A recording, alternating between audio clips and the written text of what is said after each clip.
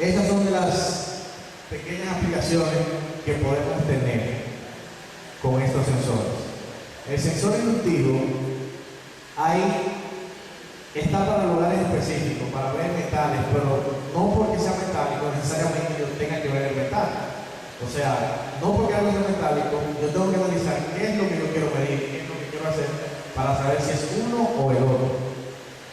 Entonces, como esto es por proximidad, los sensores de proximidad no tienen rangos de alcance muy elevados, sino que en función del diámetro del sensor, del tamaño y del nivel de voltaje es que yo voy a tener el alcance. ¿Por qué creen ustedes que un sensor más pequeño sensa solamente 2 milímetros y uno más grande sensa hasta 30 milímetros? ¿Alguien tiene alguna idea? Eso se debe al diámetro, que el diámetro va a tener más alcance. Es correcto, a mayor diámetro hay mayor alcance. Pero ¿por qué a mayor diámetro hay mayor alcance?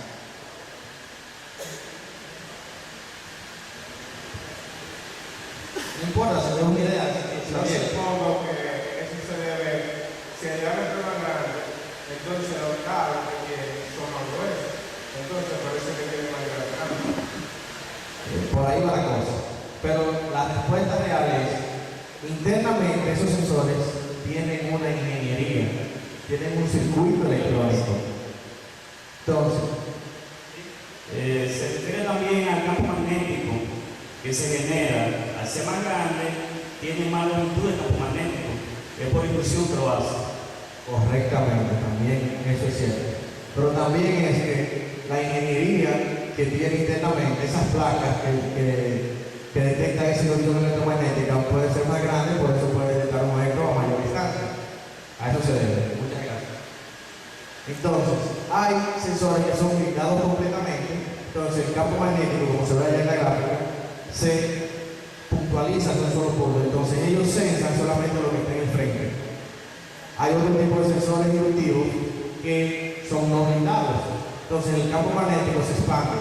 Entonces, estos sensores, el objeto no viene a llegar y hasta por el lado lo han sensado.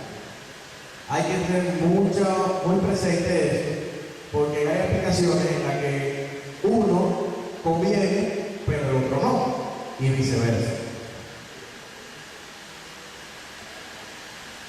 Sensores inductivos para aplicaciones especiales hay muchos, pero algunas básicas que OMS ha desarrollado están algunos que son inmunes al ruido electromagnético, hay otros que resisten el aceite, hay otros sensores inductivos que trabajan, que son plásticos, que son resistentes a químicos, otros resistentes a detergentes, porque son en acero inoxidable, y otros que son en acero inoxidable pero resistentes a impactos.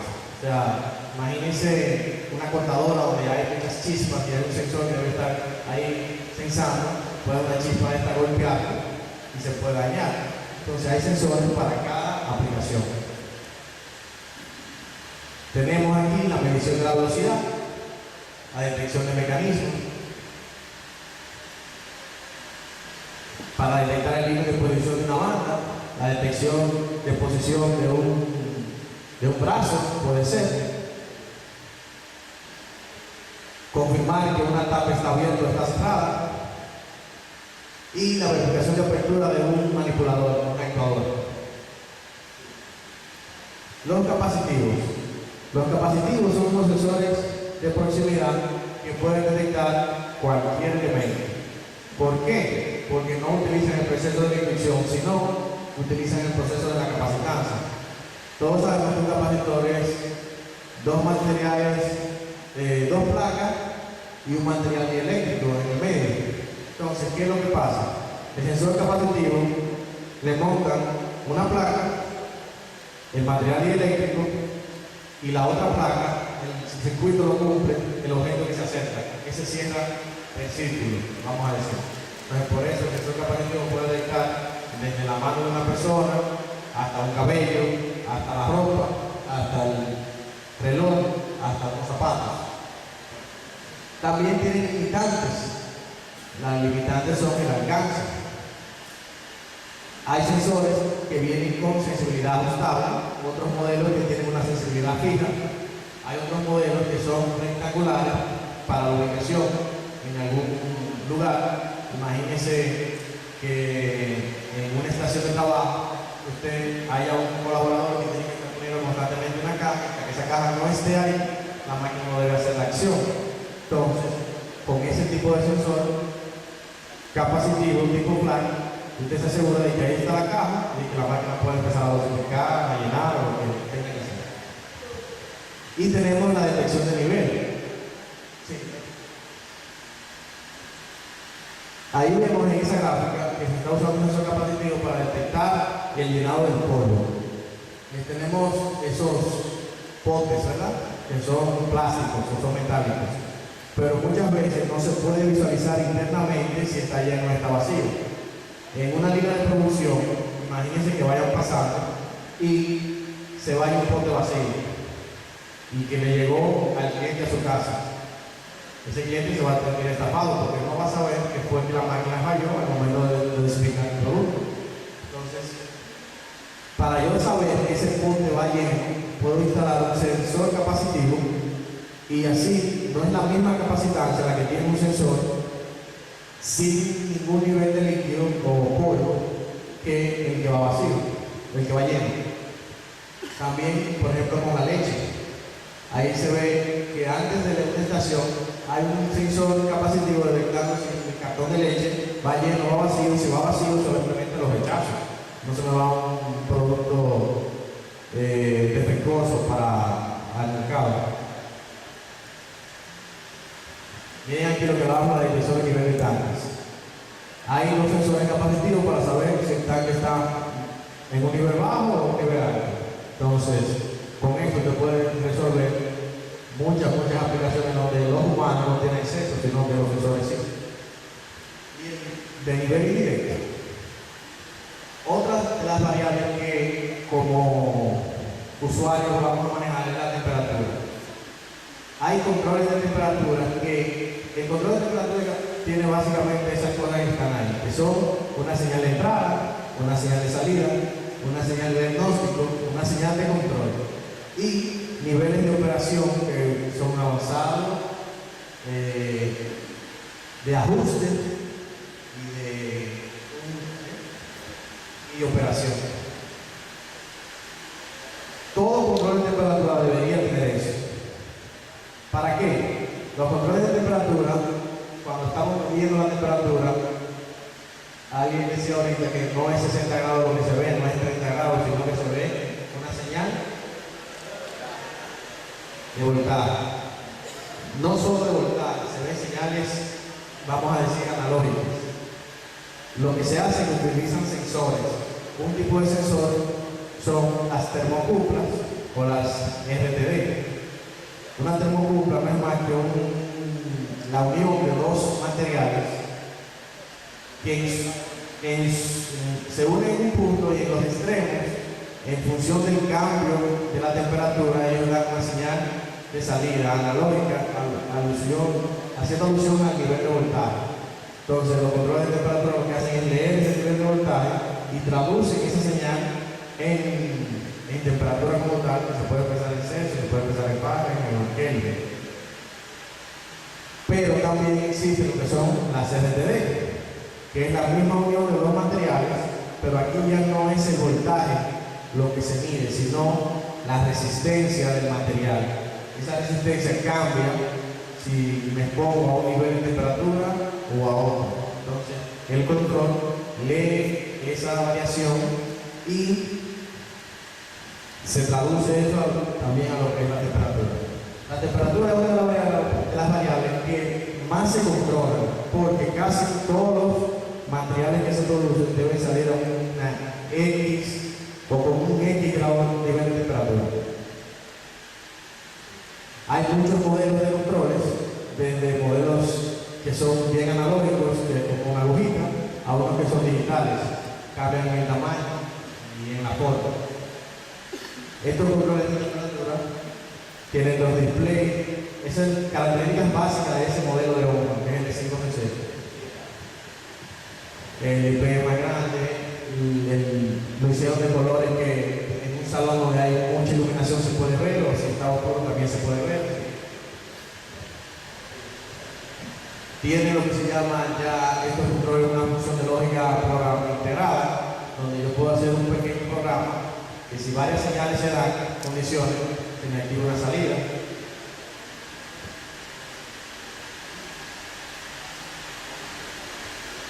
Entonces, ya pasando un poco a lo que es los componentes, vamos a hablar ahora de otro tipo de componentes, que son los componentes de seguridad. Cuando ustedes ven esa imagen, ¿qué les llega a la mente?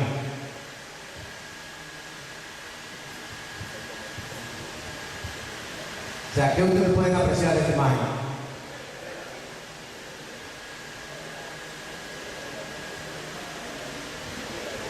La imagen que se presenta es sensores de proximidad. Normalmente está presentando luces la que indica que la persona no puede pasar de esa luz, y si pasa, las máquinas se van a apagar automáticamente para no hacer daño a la persona. Correcto. ¿Qué otra cosa ven?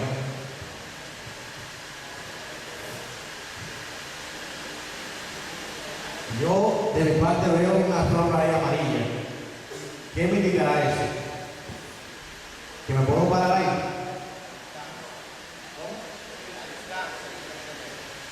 La distancia. Bueno, es una distancia, es un perímetro, es un área. Pero ¿qué indicaría esa área? Que puedo parar ahí yo como la máquina operando. Si me acerco que paro ahí, ¿qué tú crees que pasa? Se detiene, ¿verdad? Se detiene porque hay un brazo que se está moviendo. Y ese brazo, ¿qué es? Un automatismo, un proceso de automatización que está colocando piezas. El brazo no tiene ojos. El brazo no sabe si hay alguna gente parada o no. Él va a seguir haciendo su accionamiento. Ahora, para todo eso, usamos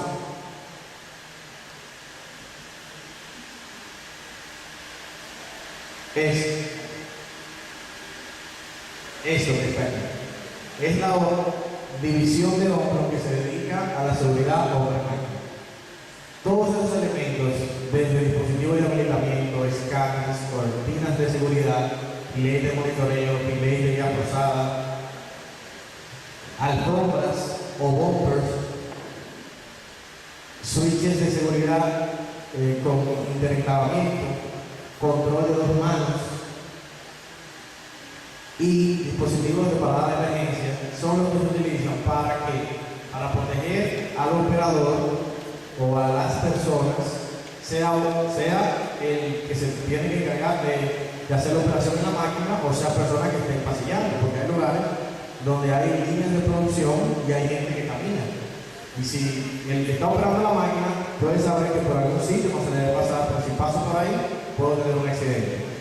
Pero una gente que llegue nueva, que recién entra a trabajar, no sabe o no se acuerda que se lo hayan dicho de que por ahí no se debe pasar. Entonces, estos dispositivos son los que se aseguran de que cualquiera de esas condiciones inusuales que se den, la máquina se vaya al lado seguro.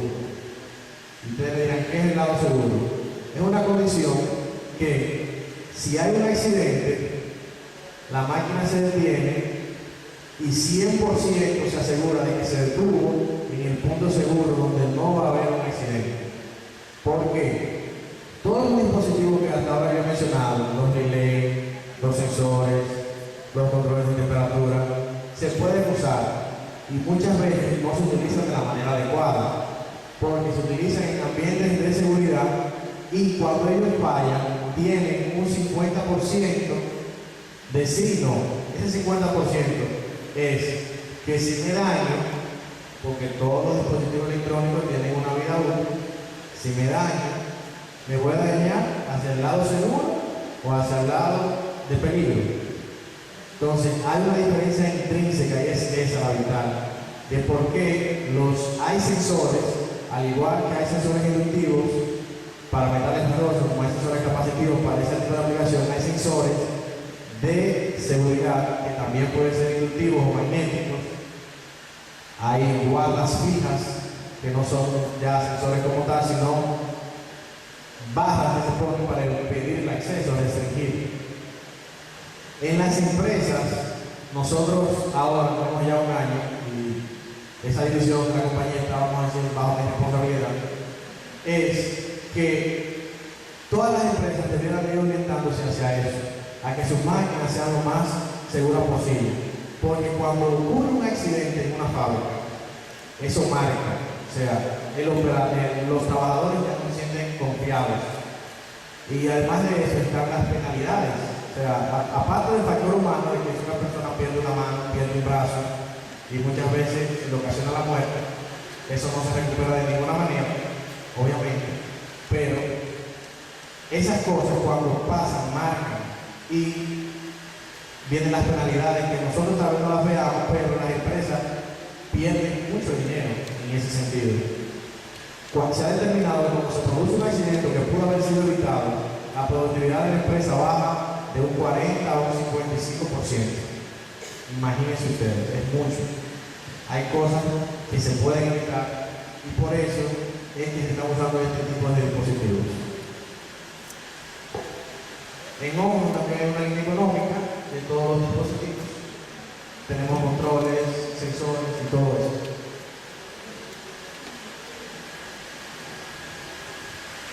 Hasta ahora lo que he hablado es de la línea de Honor. Se me olvidó decir ahorita que Honor es japonés.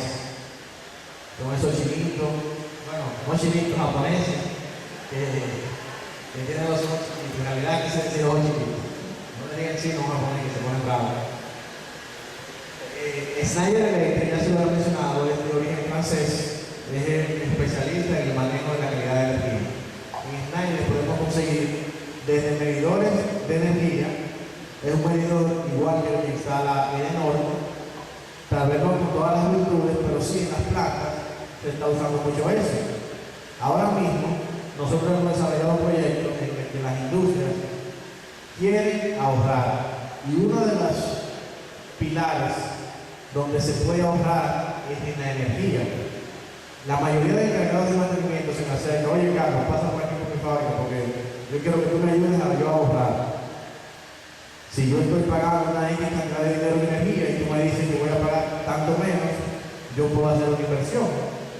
En función de que esa inversión no afecte la productividad, porque si afecta la productividad, no lo compran.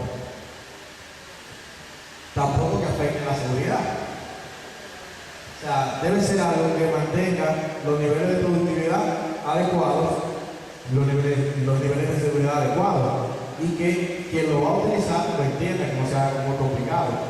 Entonces, para eso se necesitan equipos que midan energía. Hay otros equipos, como son los bancos de capacitores, que cuando se instalan muchas cargas inductivas, es necesario que una vez el medidor de energía mide lo que se llama el factor de potencia, es una variable de la cual los medidores y las generadoras están constantemente monitoreando, y si usted tiene un nivel por debajo del permitido, a usted lo penaliza, esa penalización es monetaria. Entonces, cuando usted tiene un problema de ese tipo, usted dice, mira Carlos, ven, que necesito instalar un banco de capacitores, ven, mide, y cotiza. Entonces, en Schneider se puede conseguir eso. Están breakers. Esos breakers son esos, vamos a decir, desconectivos que se utilizan para transportar las señales eléctricas, los niveles de voltaje, para proteger equipos.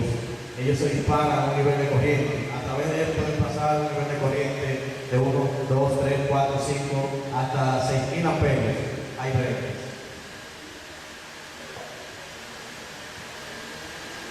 En Schneider están también lo que son contactores y guardamotores o arrancadores manuales. Cuando se va a accionar un motor, usted lo puede hacer de varias formas. O instala un contactor y a su vez instala una protección térmica, o instala un guardamotor, que es otro dispositivo. Eso depende de la necesidad o de cómo usted quiera hacer la lógica del control. En Schneider tenemos también variadores de frecuencia y arrancadores suaves. Esos equipos son amigos de las fábricas cuando se saben utilizar, porque ayudan mucho al manejo de lo que es la energía, a los ahorros de energía, pero de una manera consciente. Hay muchas personas que instalan dispositivos y no lo hacen de la manera adecuada y al final de cuentas se están perjudicando en vez de beneficiarse.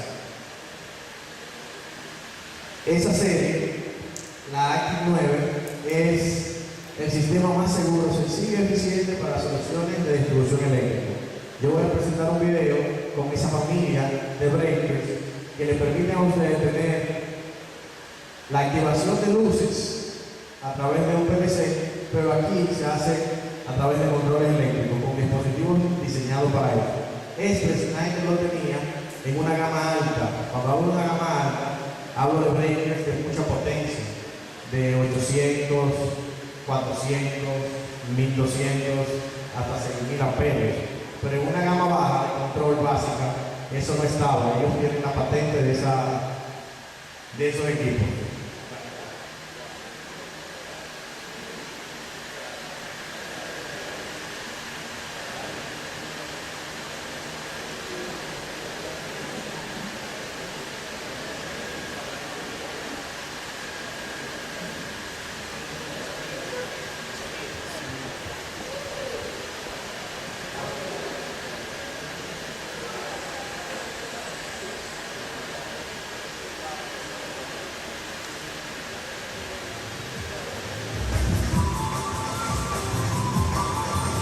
Esa caja que vemos ahí es un panel de control, hay bienes y llegan una variedad de productos. Estos productos son breakers, pero no son breakers, sino automatismos. Esos automatismos ayudan a conexiones más fáciles de los paneles. Ustedes que cuando salgan al mercado ahora se van a encontrar con muchas cosas de estas en el mercado. Entonces es bueno que lo vayan viendo. ¿Qué es lo que yo puedo hacer con esta tecnología? Yo antes necesitaba ir manualmente una persona a activar un breaker. Bueno, si yo quisiera que aquí en el salón hubiera luz, yo voy a la caja de breakers y subo el breaker manualmente, pero tengo que ir físicamente. Con esta nueva tecnología, yo por comunicación, desde un cuarto de control, puedo saber si este abanico, aquel, la bocina o las luces están encendidas. Puedo monitorear el consumo de energía que hay. Activo los breakers, pero ya no físicamente, sino que mando automático. Estoy automatizando. Este nivel de automatización hasta hace unos años no se tenía, o solo se tenía en una gama muy alta de la ingeniería, no a ese nivel tan bajo. Bajo en el sentido de un edificio de luces, de abanicos, de televisores, cosas así. Entonces, hay un software, miren allá cómo está el controlador del programador, donde me dice qué cantidad de energía estoy consumiendo por X circuito, cuál está encendido, si hubo una falla, esa falla se va a registrar, se va a guardar la hora, en qué niveles de voltaje había, qué niveles de corriente. Si se corrigió, puedo mandar a encender automáticamente. Imagínense una parada en una fábrica usted en su casa a las 2 de la mañana. Que lo llamen, que se paró la fábrica porque se fue la energía. Usted, en vez de salir de su casa, la compañía remotamente se conecta y ve qué es lo que ha pasado. Y usted puede desde su casa activar el breaker, si fue el que se disparó. Puede hacer que lo que haya sido ya un evento esporádico que el breaker protegió, pero puede hacer que el problema sea mayor y tenga que moverse. Pero si no, no tuvo que ir a rapidez de respuesta. Es eficiente y usted no tuvo que salir de su casa a las 2 de la mañana. Lo que voy a seguir mostrando son formatos de capacitores para formar los bancos de capacitores. Hay 3 modelos, unos pequeños, unos gama media y una gama bien robusta. Dentro de los productos básicos que a nivel industrial se utilizan están lo que son los paneles.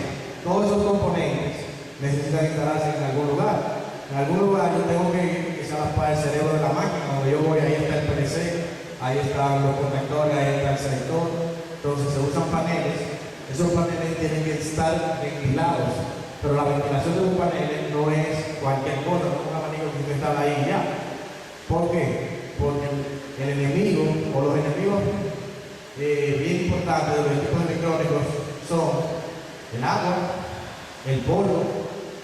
¿Por qué? Una capa de polvo muy grande llega a conducir en lugares donde no debiera conducirse. Puede provocar cortocircuitos y problemas a largo plazo. Por eso es necesario que el tipo de ventilación sea el adecuado y que también otro enemigo del equipo electrónico, ¿cuál es? Es la temperatura. La temperatura en un panel eléctrico debe ser controlada.